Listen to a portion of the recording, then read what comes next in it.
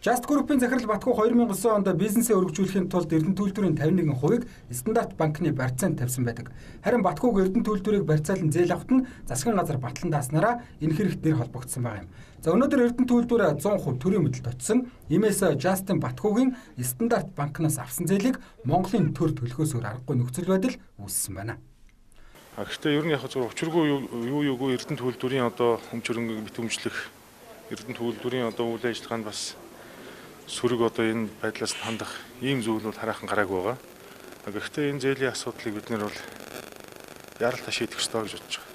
Яг юугүй зүгээр битүүмжлээд ингээ хаачихсан гэсэн ийм одоо буруу талаас нь одоо манай сэтгүүлч тав хүмүүс бити одоо бас нийгэмд хүргээсэй гэж би бодож байна. Зүгээр тийм одоо битүүмжлэх үйл ажиллагаанд нь бас сөрөг үр дагавар гарах зүйлүүд бол бас болзошгүй байж магадaltaй байна. Лондоны арбитрийн шүүхтэр энэ хэрэг 4 шатны шүүхээр орж эхнийхээс бусад бүх сүүлийн 3 шатны шүүхтэр Монголын тал ялагдсан учраас Стандарт банкнаас авсан өрөө төлөхөөсөөр гарцгүй. За уг нь Justin Батхуу анх Эрдэнэтийн 51% барьцаалж 52 сая долларын зээл авсан. За гэтэл авсан зээлийн хугацаанд төлөөгүй учраас хүү торгуул нь нийлсээр өнөөдөр 102 сая доллар болсон байна. За одоо бидэнд дахин шүүхээр давзаалдах боломж байхгүй гинэ. Давзаалт ажиллагаанууд нь хийгдсэн юм байлээ. Тэгээд ойлгохтой юм болоогүй шинжтэй юм байлээ. Нийт дүнгээр нэг 51 сая долларын үндсэн зээл. Үлдсэн дээр яригдаад байгаа мөнгөнийх бол одоогоор тооцогдож байгаа алдан гэхүү торгол мургул гэсэн юмнууд. Зарим хэвлэлээр Эрдэнэ төлбөрийг лацтаж эд хөрөнгийг нь битүүмжилсэн гэдэг мэдээлэл гарсан. За одоогоор ийм зүйл байхгүй гэдгийг тус үйлдвэрийн төлөөлөл удирдах зөвлөлийн дарга мэдээллээ. Тэгэхээр ингэнэ Стандарт банктай холбоотой асуудал гэдэг одоо бас нэлээд ярьжсэн та нар мэдж байгаа.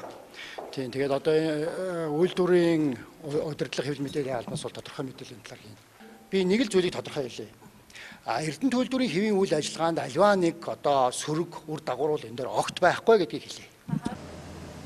Эрдэнэ төлбөрийн 51%-ийг Стандарт банкнд барьцаалж зээл авахд ерөнхий сайд дасан баярыг Батхуутай найз учраас түүнд тусалж энэ хэрэгт оролцсон гэх мэдээлэл байдаг. Тэгвэл ерөнхий сайд дасан баяр Умард Ирландын нэгдсэн банк улсад суух элчин сайдаар томилогдох үедээ энэ асуудал ийм тайлбар өгч байсныг иргэн нэг сануулъя. Ямар нэгэн байдлаар мөнгө зээл авсан асуудал ерөнхий сайд байхдаа би албан тушаалаа оруулан ашигласан. Найз нөхөдтэй гаргаж өгсөн бол энийг хууль хяналтын байгууллагууд шалгаад надад хатуу хөрслөх хүлээлгэх учиртай. Тийм юм болсонгүй. Би ерөнхий сайд байхдаа тэр дараа нь тэр энэ асуудлын талаар ямар нэгэн учир холбогдол надад үгүй гэдгээ би өнөөдөр улсын их хурлын танхимд хариуцлагатайгаар танд өгөөд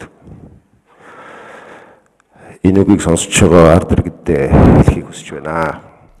Justin Батхуу найздаа тусалж Эрдэнэтийг банкны барьцаанд тавьсан гэх асуудлаар ерөнхий сайд дасан баяр ийм тайлбар өглөө. Гэтэл 2017 оны 7 сард Justin Батхуу Эрдэнэтийг барьцаалан зээл авсан гэдгээ хүлээдэг юм. Стандарт банкнаас зээл авахдаа эхний үед Эрдэнэ төлбөрөөс баталгаа гаргуулсан. Үнэ.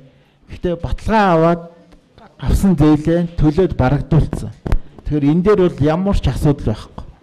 Улс Эрдэнэт хохирчин, Эрдэнэт Батхуугийн өмнөөс төлбөр төлчихнө гэд санаа зовоод байгаа хүмүүст бол 50 байж болно гэж хэлмээр.